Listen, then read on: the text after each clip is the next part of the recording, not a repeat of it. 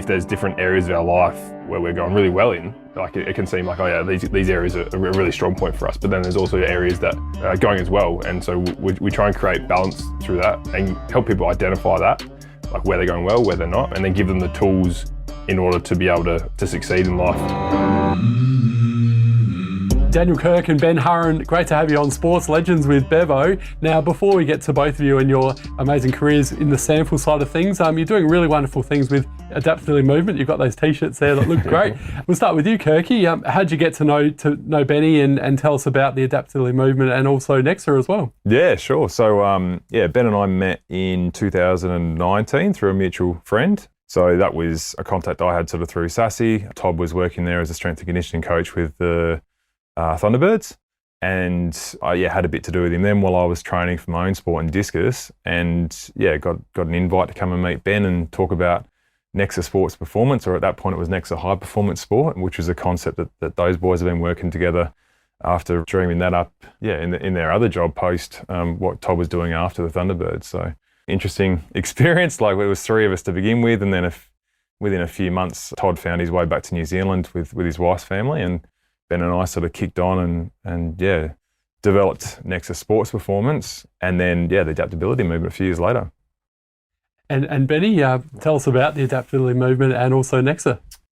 So I guess to go from what Dan was saying, like Nexa was all about training athletes in a gym environment, but then also giving them the tools outside of the gym to improve things such as like mindset, habit building, all that type of thing. And something that we were very strong about from the word go is that we didn't want to just be strength and conditioning coaches who did just purely gym stuff, and we wanted to have an impact on these athletes outside of the gym. And then that transitioned into the Adaptability Movement because we saw that there was benefits in that was also not only for people who are athletes, but for the general population. And so the Adaptability Movement was born out of that. And now it's all about sort of working with organizations, schools, sports clubs, anyone of that sort. And it's just about helping the people within those organizations to, I guess, really like take a look at what they're doing in their life and all the major areas of their life and how they're sort of going across all those major areas. Is there enough balance across them all? Because we all know that if there's different areas of our life where we're going really well in, like it can seem like, oh yeah, these areas are a really strong point for us, but then there's also areas that are going as well. And so we try and create balance through that and help people identify that, like where they're going well, where they're not, and then give them the tools in order to be able to succeed in life and to go from a state of just trying to survive and hang on to trying to thrive and be the best version of themselves they can. And I mentioned before, you've both come from very successful SANFL careers. Kirky, in terms of mental health and your interest in it though, and the Adaptability Movement, as well as playing SANFL footy, did you have a background and study in mental health previously? I mean, in some ways, like I found myself in a footy career where I started quite late. So I'd come from soccer and transition around sort of 18, 19 to footy, and so there was things there which caused me some anxiety in terms of that steep learning curve and those sort of things. So I was fortunate to get in touch with a sports psychologist pretty early on in the piece when I moved to South Australia, who helped me a lot. And from there just developed an interest in that mental well-being. So not so much aspects of psychology, but that real holistic approach. So that led me down a path of doing some courses in acceptance and commitment therapy and mindfulness and meditation. I even did a short course in hypnotherapy at one point. I did mentoring courses. So it was a real sort of catalyst for that personal and professional growth, and just understanding how much that can really impact your experience of life. And what we've noticed, and especially in the last couple of years, is just how much suffering there is going on where people just aren't feeling like they've got the capacity to cope with the stress that's present in their lives, that they're sort of being told to sort of hold on and get through and, just toughen up and be a bit stronger. And so we just really felt like, upon reflecting on that ourselves and our own experience in business, was something needed to change, and we felt like we had the life skills to be able to sort of help impact that. And Ben, in terms of your own footy career, have you sort of dealt with mental health in the past, and what's your sort of passion for wanting to do things with the Adaptability Movement as well with the mental health space? So I guess myself personally, I get like Dan and I have similar stories in some regard. We both had injuries that sort of hampered our football careers, and Dan more than me, because he's ultimately ended up in him not being able to play anymore. But when I was young, fortunate enough to be on the Sydney Swans list, and yes, basically my whole time there I spent injured. So a lot of the time was actually spent in the gym with coaches, and also with we had a sports psychologist there as well, who I did a lot of stuff with as well. And it probably wasn't until I went to uni and I was studying human movement that I really looked more into, I guess, the psychology of sport and how our mind can actually impact performance. And it really, I remember doing an assignment, and it was around visualization, and it sort of opened up my eyes to what's possible in terms of if we apply sort of a different mindset to something. So from then on, I kind of just was always very keen to try and develop the physical side of athletes, but also then the mental side, which has then gone on to not just athletes, but people in everyday life. Because as Dan mentioned, we've seen so many people in so many different areas, whether they're struggling or they're not sure about how to get to a place where they want to get to. The big word at the moment of the last few years has been resilience, and we need to be more resilient. Whereas we see resilience as more as you're holding on, you're just trying to sort of protect yourself against things that are getting thrown your way, and then you have to try and bounce back from that. Whereas adaptability is all about, okay, stuff's getting thrown your way. How can we learn from that opportunity, from that experience, and create opportunities out of that? So we're not just constantly going back and forth on that hamster wheel. We're actually finding ways to seek opportunities and create more from that. And Kirky, like Benny just mentioned before, you had a wonderful career with the Eagles and also with the Bays. Got to play in a grand final, unfortunately losing one we won't talk about. But but hey, you got to play at a very high level anyway, which is a credit to both you guys. But you had some horrible injuries, and which hampered your career, and in the end ultimately ended your career. But then you've gone on to compete for Australia in discus in F44, which is a wonderful achievement. Tell us about your own battles with mental health and those injuries that you suffered during your career. Yeah, look, they were pretty profound. I think, I don't know what other people sort of think of this, but I think there's different phases through your lives in there, and they're generally sort of by decades, aren't they? Sort of, your teens and then your 20s and your 30s and whatnot. And I think there's different challenges mentally that you experience through all of them. And then if you add other things to the mix, like sport and injuries, and that sort of then compounds those or makes those a bit, more challenging again. So there was definitely those experiences through footy. Like I remember first moving to Adelaide, I got selected for a state team and then was out with a back injury for 10 weeks and missed playing in the squad. And, and those things, especially playing key position and ruck for a part of my career, you're getting hit all the time. So it was through no fault of my own preparation. It was mostly just impact injuries. So yeah, it was pretty significant. And then obviously the big part to my story, at least during the footy career, was it coming to an abrupt conclusion after an unfortunate landing and then some very, very ordinary surgery, which seemed to only compound the problem afterwards. So yeah, look, I was 29. I was just, like you say, moving to a new club, like with all this sort of hope for sort of reinvigorating the career in a better environment at that time. And yeah, life changed really quickly for me. Like I ended up having 6 surgeries over 2 years. I was in the emergency room twice during that period with severe reactions to interventions we tried to try and heal the ankle. And yeah, nothing really went to plan. So it teaches you a lot about yourself. The lessons you learn from an experience like that, they're invaluable, because like when else do you get put in a pressure cooker like that where you have to adapt? And so yeah, from building and relying on a support network of friends that were just kind and generous to be able to sort of help out during that period, and from being able to be open and vulnerable about things, to being able to trust a new partner. I only met Kim after the 3rd surgery and, was quite dependent on her for a time with the recovery from those surgeries. So all of those things have added up to where I am now, and that's something that I'm still grateful for. And obviously pushed me into a new career with discus, and made 2 Australian teams, one of which I actually got to go away with, because the other one we had complications with the pregnancy, and Kim went into had contractions on the day I was supposed to fly out for my 2nd Australian team competition in Dubai. So, gee, you've had some wretched luck, haven't you? Yeah, I know, right? The universe is trying to tell me something, that maybe there's a bigger career outside of sport for me. Yeah, it is an interesting story though, because horrible to see what you went through with your ankle injuries during your footy career, but then the silver lining is that you're able to compete in Paralympics, which was a bit of a surprise when you found out that you're actually able as an able-bodied athlete able to compete in Paralympics? Well, look, I was stubborn. I had people recommending me quite early on, which it was obviously, it must have been obvious to them how severe the injury was and I wasn't getting better. I still was like contacting surgeons overseas and researching different scientific papers trying to find a way to overcome it. But so it took me 2 years before I finally contacted Paralympics Australia to explore that pathway. And yeah, when I did, we went through the classification process and the coaches actually celebrated that I had a permanent disability because it makes it easier for them. You don't have to go back for reviews every year. I should laugh, mate. Sorry. No, it's fine. Like I'm okay with it. But yeah, it's this odd thing where you walk out, you're like, yeah, they said it's pretty buggered and it's permanently buggered. They're like, oh, that's great. So it's permanent. They're like, yeah, okay, cool.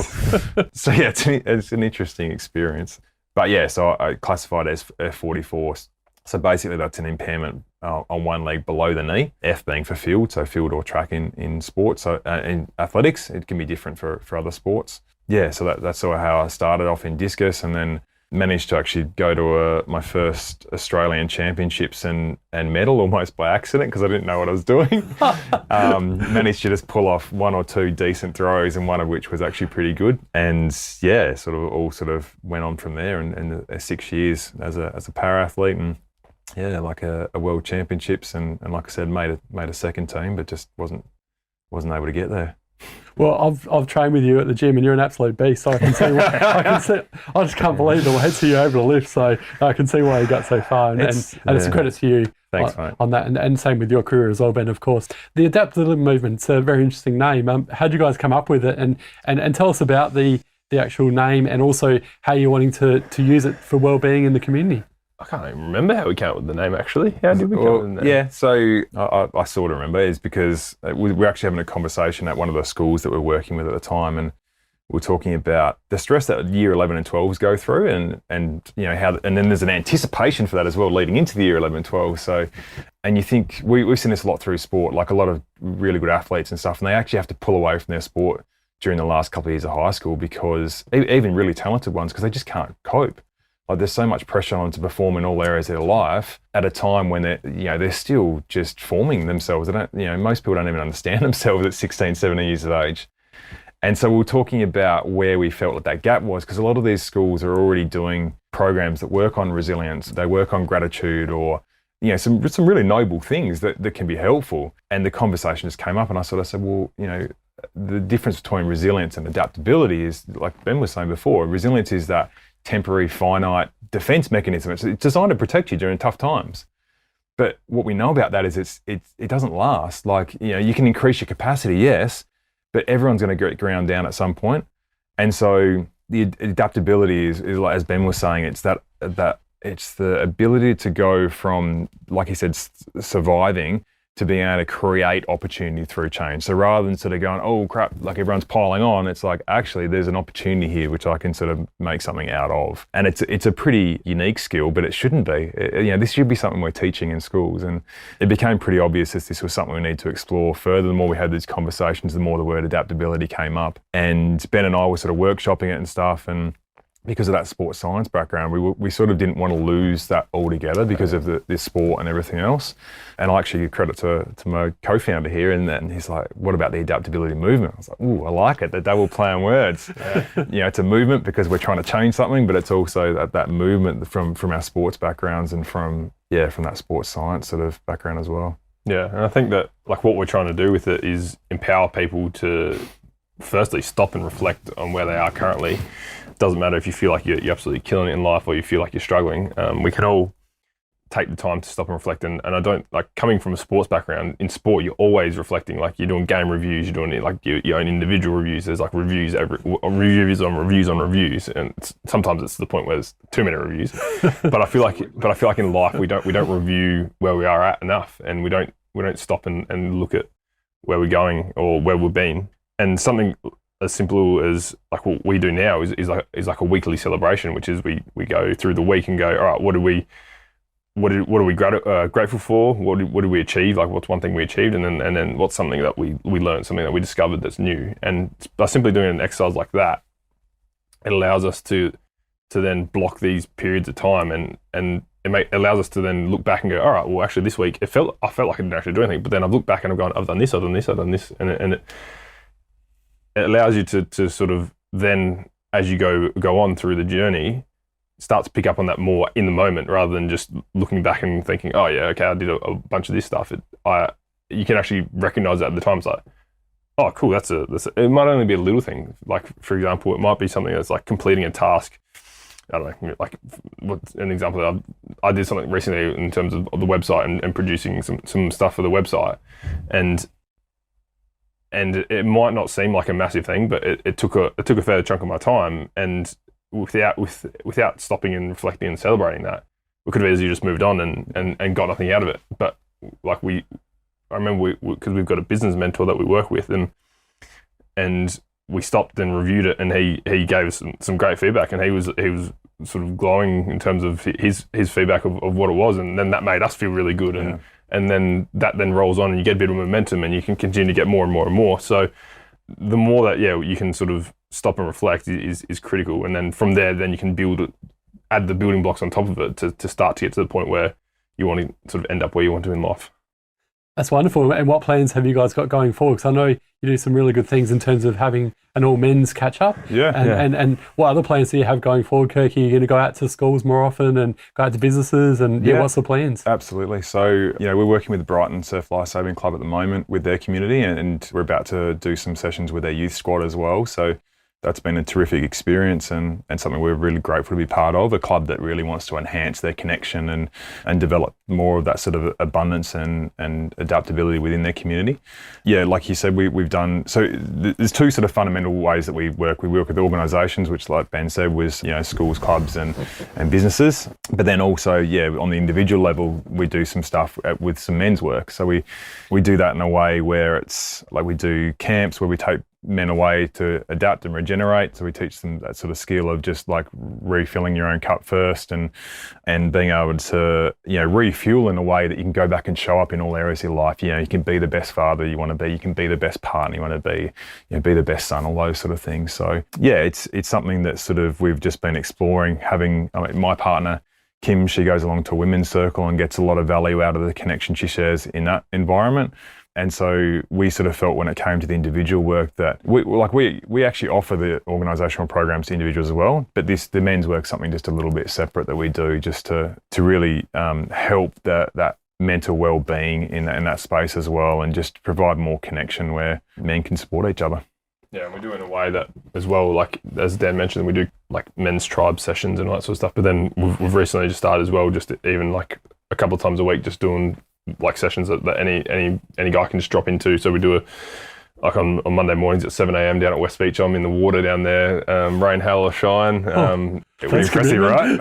It was definitely raining and no shine on last Monday, just gone. And again, it's like anyone can come down. It's a free like thing. It's just to sort of like let people know that there are no barriers like to something as simple as that, just to try and be there and show up for people. And the idea of that is that it's uncomfortable and it gets people out of their comfort zone, and it's something that I don't think enough people do, is push themselves out of their comfort zone in a way that is like it's not dangerous to do. We're only going in there for 5-10 minutes. It's just something that it's just profound health benefits that come with exactly. it. Exactly. That's what I found. I started doing it in the last couple of years. Just I've read a few books and watched a few videos on Wim Hof. I don't know if you've heard of him, but the Iceman. Yes, I have heard of him. So he's he amazing. does some pretty crazy stuff. That kind of inspired me to start doing it, and sort of did it all the way through winter last year.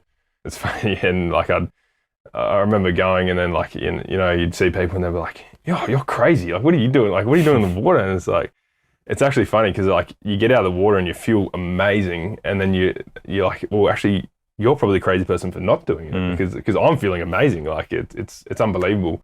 So you have to be like careful of hypothermia though, Benny? As I said, it's only in there for maximum 10 minutes. So it's not to the point where, and it's not like the water is never cold enough in Adelaide to talking really, about 16 to 18 degrees. So really, we're kind of lucky where we are. It's not. We're not down at the bottom of Tassie or something like where Dan grew up. No, where it's I don't know what the temperature's down there for the water, but presume it'd be A significantly lot colder. You didn't go on the water without a wetsuit in summer even. Yeah, so there's no risk of that because it's only a short period of time. But yeah, there are massive health benefits to it, and I encourage people to look into it more and try and understand it. And then we also do just at 12 o'clock on a Friday. We just do a lunch and coffee down at our local place. Like anyone can come along and like just drop in and catch up with some other blokes and have a chat about anything. There's no agenda. There's no nothing. It's just come along, have a chat, meet some other people, and it's been great. Yeah, we've had a few different people over the last few weeks, and they've met other people, and it's amazing how many similarities there are between guys, particularly if they're fathers or going through that sort of phase of their life. I know the other week we were there, and there was 4 of us there, and I was the only one who wasn't a father, and the other 3 were talking about their kids and all this sort of stuff. I was feeling a little bit left out, but but it's great. So there's so many mutual connections that we have as men, and I think we don't tap into that enough. Yeah. It's really good what you're doing, and give it a shout out again, the website where people can find you guys. Yeah, sure. So it's the adaptabilitymovement.com.au. It's actually soon going to be the adaptabilitymovement.world. We just wanted to do things a little bit differently, so we'll be changing that over soon in case you can't find us at one or the other. Yeah. Yeah, and we're on all your regular social media, so from your LinkedIn to your Telegram to Facebook, Instagram, and YouTube. Podcasts with our podcast, Resilient Sucks, obviously, which is just about to launch, and you were gracious enough to be one of our first guests, so thank you. Oh, thanks, guys. That was a lot of fun. Yeah, for sure. Hey, I'm not going to let you guys go until we have a bit of fun, though. So we'll go back to your footy careers, and Ben, you had an excellent career with the Magpies and then with South Adelaide as well. Yep. Who are some of your toughest opponents and your funny teammates, and why? I started as a forward and then turned into a defender. So I had many different opponents, and then I guess they were different for different reasons. I think as a forward, like I played on Liam McBean a little bit over the last couple of years, and he's obviously he was just captain of the state squad, and he's obviously Ken Farm medalist 2 or 3 times now and all that sort of stuff. So he's an incredible player. Funny teammates. Matt Rose is always a bit of a laugh. I don't know, he likes. I've interviewed Rosie before. He was a classic. So he was always someone that because I've known Rosie since I was 12 years old, playing down at Port Districts together. And then we played at the Magpies together, and then South Adelaide. So we kind of crossed paths multiple times across our career, and he'll probably get a kick out of me saying him. So let's leave it at that, I reckon. What about you, Kirky? Toughest opponents. Adam Groke and Craig Parry were 2 of the better ones that I played on. Like I knew I was going to have to work on those days, and often it could go either way, sort of who was going to get the better of the other. And I actually really when I think back at it now, I think really fondly about that competition and just sort of that, I don't know, just that 1 versus 1 kind of nature of it. And it was so unfortunate because they were both at the Eagles when I moved there, and it was kind of excited to. Well, actually, I was nervous when I got there because when I was playing centre half back, I'd inflicted a few blows on those blokes, and was welcomed with open arms, and so I was like really excited to play with them. And then obviously the ankle never came good, so they were good, great opponents. And then funniest, I mean, someone like Brett Backwell maybe, pretty storied character, and Magarey medalist, and played a few games for Carlton. He started his career, when he came out to SANFL, he started his career at West. And I don't know if this is funny, but I think it's memorable at least, in that every time we played West, he would get absolutely beaten up. Because I think he played 1 year before he moved to the Bays there. And for some reason, it was just this him versus the West Adelaide Footy Club. And I remember one day we're actually at Richmond Oval, and I remember him seeing get hit so hard once that his body was actually horizontal in the air, and it spun around nearly a whole 360 degrees. He's only a little guy too. He is a little guy, and he got back up and played the game out. So that, like I said, not funny per se, but memorable, yes. Yeah. Well, Daniel, Kirk and Ben, Haren, thanks so much for joining us today on Sports Legends with Bevo. Love your work with the Adaptability Movement. Keep up the great work, boys, and we'll speak again soon. Thanks Bevo. Great.